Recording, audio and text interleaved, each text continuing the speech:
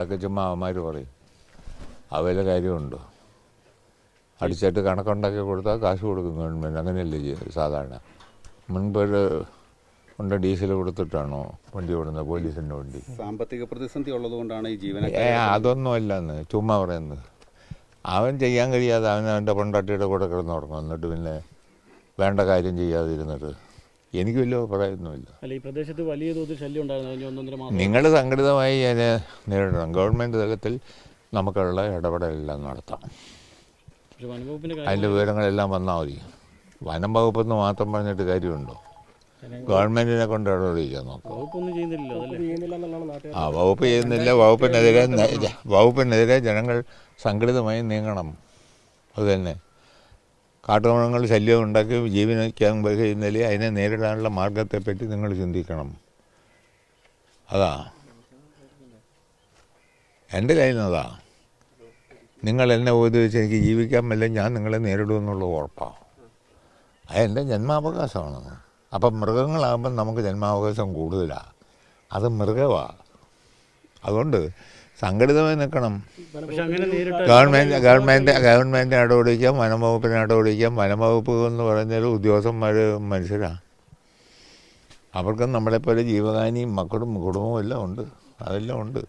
പക്ഷെ അവർ ഇതിൽ കൂടുതൽ ജാഗ്രത പാലിക്കണം. അക്കാര്യത്തിലൊന്നും എനിക്ക് അഭിപ്രായ വ്യത്യാസമില്ല. നിങ്ങളുടെ അഭിപ്രായങ്ങളുടെ യോജിപ്പാണ്. അതുകൊണ്ട് പിന്നെ ഗവൺമെൻറ് നമുക്ക് വേണ്ട ഇടപെടലൊക്കെ നടത്താം.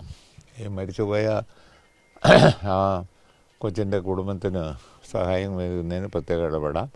ഒരു പെങ്ങൾക്കുട്ടിയുണ്ട്, അതിന് എന്തെങ്കിലും ചെയ്യാൻ പറ്റുമോ എന്നൊക്കെ നമുക്ക് നോക്കാം. ഗവൺമെൻറ് തലത്തിൽ നോക്കാം, ഇടപെട്ട് നോക്കാം. സംഘടിതമായി നിന്ന് നേരിടുക, അല്ല വേറെ വഴിയൊന്നുമില്ല. കൃത്യമായ ഇടപെടലെന്ന് പറഞ്ഞാൽ ഇടപെടാൻ വരുന്ന ഫോറസ്റ്റുകാരനും പോലീസുകാരനും അവന് മനുഷ്യനില്ലപ്പാ. അവൻ ദൈവമൊന്നുമല്ലല്ലോ. അവന് ശിവെന്ന് പറയുന്നാൽ പണ്ട് പരമശിവനുമൊക്കെ ഹിന്ദു പുരാണത്തിൽ പറയുന്ന പോലെ കൈകാര്യം ചെയ്യുന്ന പോലെ ചെയ്യാൻ പറ്റുമോ? അവനും മനുഷ്യനാണ്. അത് വേണ്ട വരുന്നില്ലാത്ത പ്രശ്നമൊക്കെ ഉണ്ട്. അത് കുറേ ഉള്ളതാണ്. അതിന് ഇവിടെ സംഘടിതമായി നിൽക്കുക. നിങ്ങളുടെ ജീവന് ഭീഷണി വരുന്നതിനെ നേരിടുക. ഞാൻ നിങ്ങളുടെ ലൈനിലാണ് അക്കാര്യത്തിൽ. ഗവൺമെൻറ്റിനെ നമുക്ക് ഇടപെടുകയും ചെയ്യാം. എന്നാൽ പിന്നെ സുഖമായി കിടന്ന് ഉറങ്ങി വന്നിട്ട് ആന വന്ന് കൊന്നോളും. എടോ, ഇയാൾ എന്നെ തല്ലിയ ഗവൺമെൻറ് കോർട്ടെന്ന് ഞാൻ ഇയാളെ ഇടിക്കുമെന്നുള്ളത് ഉറപ്പാണ്. നിങ്ങളെ വീഴ്ത്താനുള്ള പണി മുഴുവൻ അന്നേരം നോക്കും, ഇങ്ങോട്ട് വരാതെ. അതെൻ്റെ ജന്മാവകാശമല്ലേ. അതൊന്നും പറഞ്ഞിട്ട് കാര്യമില്ല. അവിടെ കസ്റ്റോഡിയൻ അവർ മനുഷ്യരില്ലപ്പാ. അവൻ നടക്കുന്നതിന് ബുദ്ധിമുട്ടില്ല. എന്നാലും തോക്ക് പോലും കാണുകല്ലോ അവന്മാർക്ക്. അത് സർക്കാരിന് പറഞ്ഞിട്ട് കാര്യമില്ല.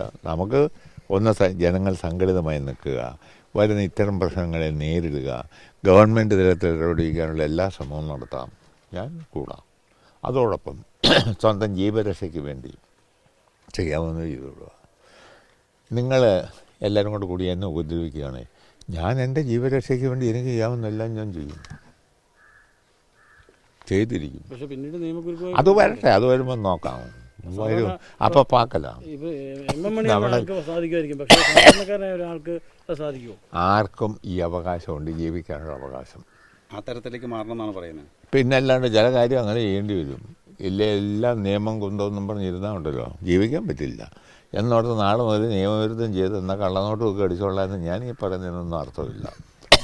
നമ്മുടെ ജീവിതത്തിന് സുരക്ഷിതത്വം ഉണ്ടാക്കുക എന്നുള്ളത് നമ്മുടെ ഒരു അവകാശം, ജന്മാവകാശമാണ്. ഗവൺമെൻറ് ഇക്കാര്യത്തിൽ ശ്രദ്ധിക്കണമെന്നുള്ള കാര്യം നിങ്ങൾ പറയുന്നതിനോടൊക്കെ എനിക്ക് യോജിപ്പാണ്. ഫോറസ്റ്റുകാർ ഈ കാര്യത്തിൽ ശ്രദ്ധിക്കണം. പക്ഷേ ഒരു കാര്യമാണ്, അവരും മനുഷ്യരാണ്. അവർക്ക് ചുമ്മാ വന്ന് ആനെ വെടിവെച്ച് കൊല്ലാൻ പറ്റുമോ? അവിടെ പണി പോവും. അതേസമയം നിങ്ങൾ സംഘടിതമായി നിൽക്കുന്നു. ആനെ കൊല്ലാൻ എന്തെല്ലാം മാർഗമുണ്ട് നോക്ക്. ഭീഷണി വരുന്നത് ഞാൻ നിങ്ങളുടെ കൂടെ, നിങ്ങളുടെ ലൈനില്ല.